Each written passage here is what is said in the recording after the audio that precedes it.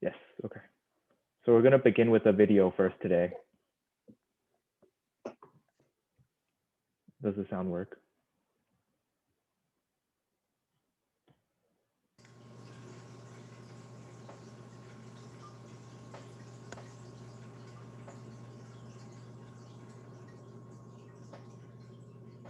I don't think I can hear it.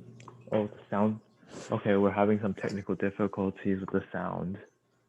I think I can just share it. Oh, okay, I got it. First, understand what stock. Should work now. I pressed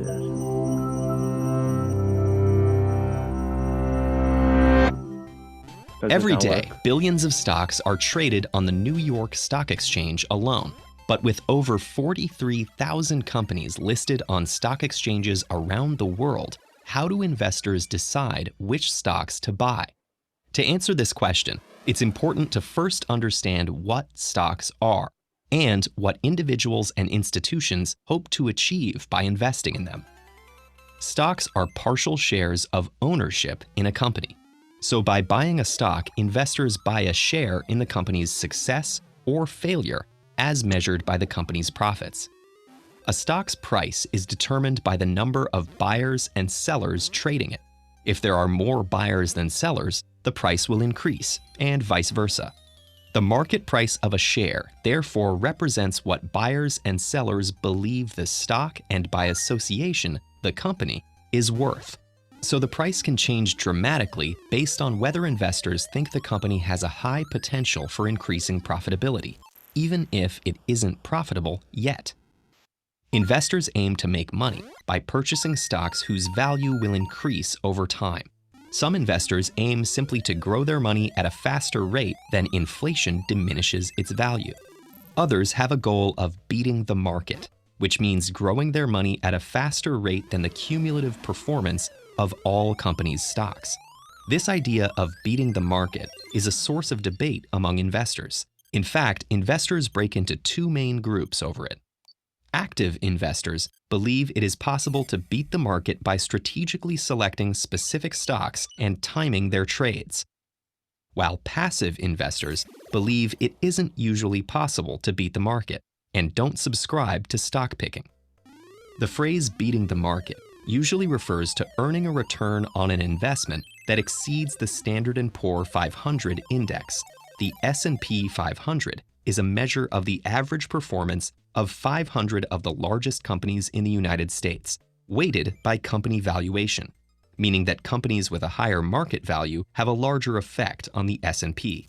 Again, market value corresponds to what investors believe a company is worth, rather than actual profits.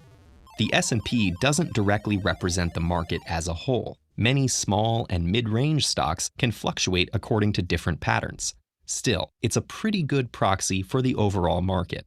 It's often said that the stock market behaves like a voting machine in the short term and a weighing machine in the long term, meaning short-term fluctuations in stock prices reflect public opinion, but over the longer term, they do tend to actually reflect companies' profits. Active investors aim to exploit the short-term voting machine aspect of the market. They believe the market contains inefficiencies, that stock prices at any given point in time may overvalue some companies, undervalue others, or fail to reflect developments that will impact the market. Active investors hope to exploit these inefficiencies by buying stocks they think are priced low.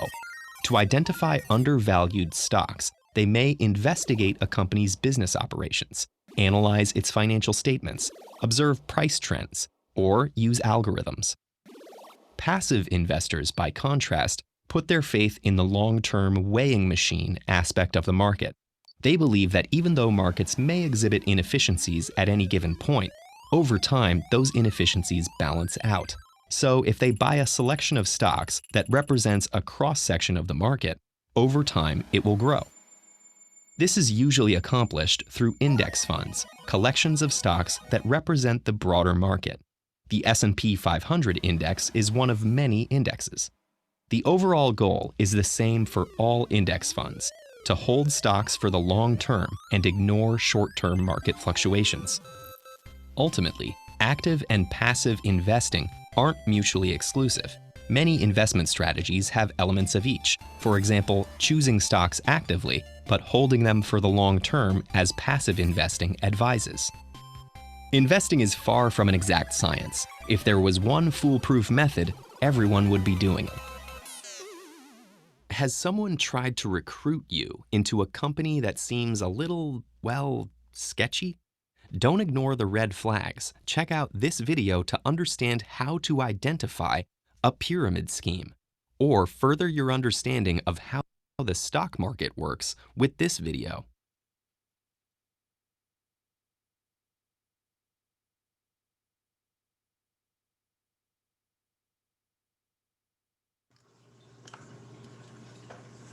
So today, our seminar 3, we're going over current events, more specifically, the controversy between GameStop, AMC, and Wall Street, along with other variables. So first of all, we got to take a look at what's going on. When we look at the left, when we look at the GameStop stock, we can see that it has risen over 900% in the course of 7 days.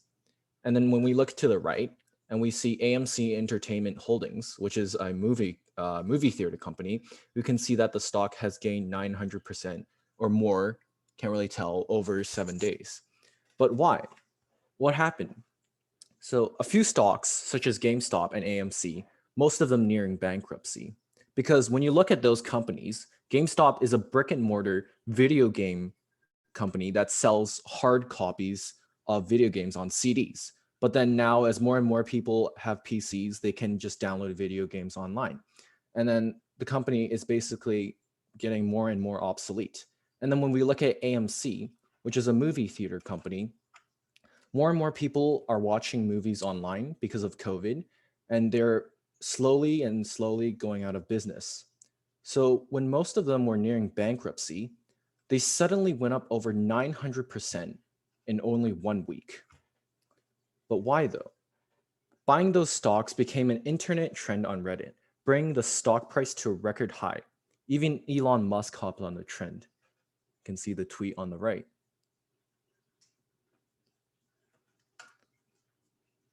So why did it happen?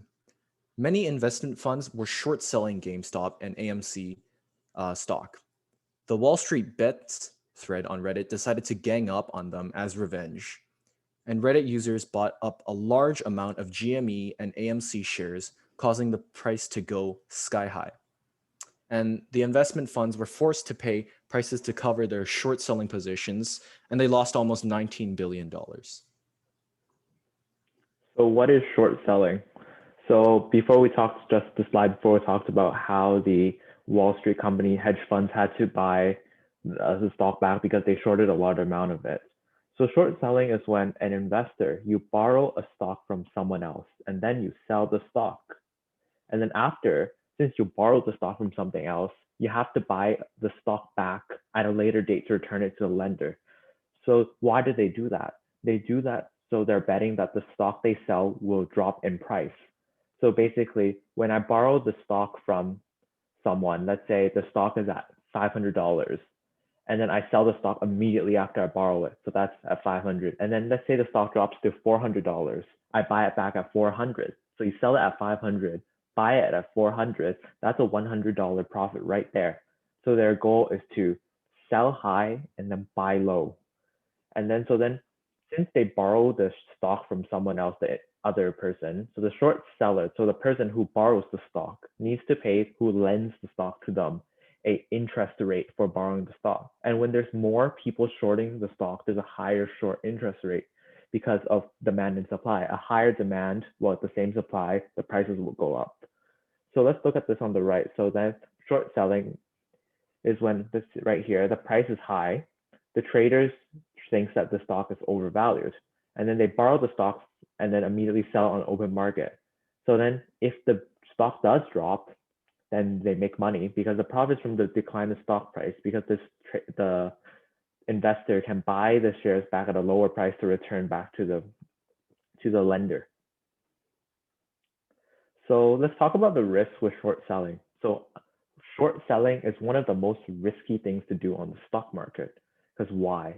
So let's compare. Let's talk about it in comparison to regular buying a stock. Regular, when you're buying a stock, the most you can lose is that your stock drops to nothing. That's 100% gone. You won't go into debt unless you borrowed money to buy that stock. But with short selling, that's the opposite. So this is what it's called unlimited liability, because you need to, once you borrow the shares, you have to buy the shares back to return to the lender. And there's no limit of how high a stock can go. So for example, if Joe short sells a stock at $100 per share and it goes up to $10,000 per share, Joe needs to pay $10,000 per share to buy back the stock to return to the lender. And keep in mind that when it goes down, there's a limit, but when it goes up, there's no limit. $100 stock can literally go to $1 billion per share, and you're going to have to pay that $1 billion to return that share to the lender. So that's why debt and bankruptcy are extremely common when it comes to short selling. And usually short selling isn't done by the typical retail investor. It's more of these big hedge funds with lots and lots of money for them to, that they can take on the risk. So we can take a look at last time we talked about put and call options in our seminar. So then with put options, you're buying it, hoping that the stock price will drop by buying the premium. So as we look here, so a put option, if the stock price keeps going up, you'll start losing money. So your profit will continue going down and go down until a certain point where it flats out. So this is the point where you just lose all the money you invested into in the put option because you just lose out on the premium. So your risk is more limited as you won't go into debt. You just lose all the money that you invested in. But when you're looking at a short sale, you see how this chart doesn't flat out? It's because once the stock price keeps going up, you keep losing and losing, and that brings you into debt. And up to a certain extent where you cannot pay that debt, that's when bankruptcy happens, and bankruptcy, no good. So in the US, there's a scandal regarding this AMC and GME, so GameStop and AMC. So one of the most commonly used platforms, so a broker for people to buy those stocks in the United States, is Robinhood. So I don't know if you heard about Robinhood or not. They don't charge a fee for trading stocks, and a lot of retail investors, so typical investors, do use them to buy stocks. So then suddenly, after the stock went up, Robinhood banned trading of GameStop and AMC. And the traders were actually very mad because they missed out on the opportunities to make a profit with these stocks. And Robinhood was accused of manipulating the market by restricting trades, because by restricting trades, the stock prices went down. And once the stock prices go down, the Reddit investors, the investors on Reddit, lost money because they have shares in GameStop and AMC. But the hedge funds that were still shorting the stock made money. And Robinhood got into this scandal because one of Robinhood's main source of income comes from a hedge fund. And that particular hedge fund has shorted GameStop and AMC. So some people thought that Robinhood sacrificed the benefit and profit of typical retail investors to help their hedge fund friends that give them money, hence manipulating the markets. So when we look back at the charts here, GameStop, after hitting a high, went down and then crashed horribly from $347 to $63, and this was a few days ago. Right now it's even lower. Same with AMC, it went up and then down a lot from $19.90 to $6.83 on February the 5th. Right now it's only around $6, below $5. So why did that happen? So the main reason, one of them, was the Robinhood restrictions, because a lot of a main portion of people buying GameStop and AMC were the retail investors, so the investors on Reddit, so people with less amount of money, but there was a lot of the people. So then the demand for the stock went down, and as we saw in the video we played at the front, when a company stocks have a lower demand, the price drops as a lower price. And then one more reason was also that investors started to sell at the high price, because once they saw their gains, they were satisfied with them, so they began to sell. So that increased the supply of the stock. With a high supply, the price will go down because there's a lot for people to choose from, right?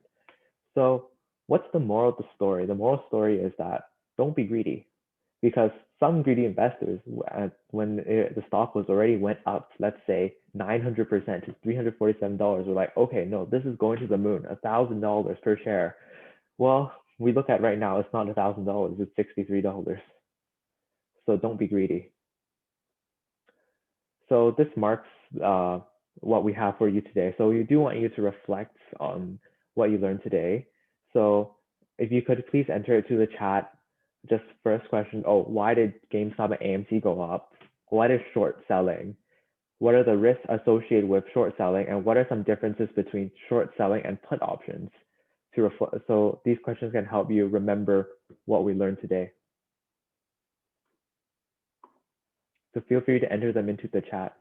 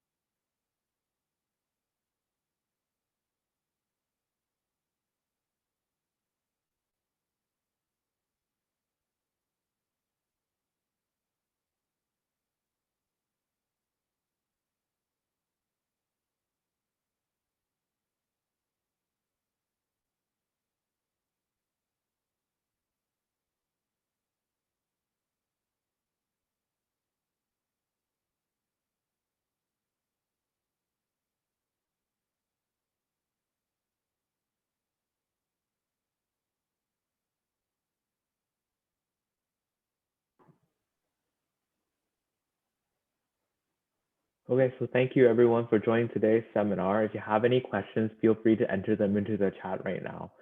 And yeah, we'll let you know as soon as possible about next seminar, most likely coming up in around 2 weeks. So we'll email you when it's nearer to that time. Thank you. So if you have any questions, please enter them into the chat.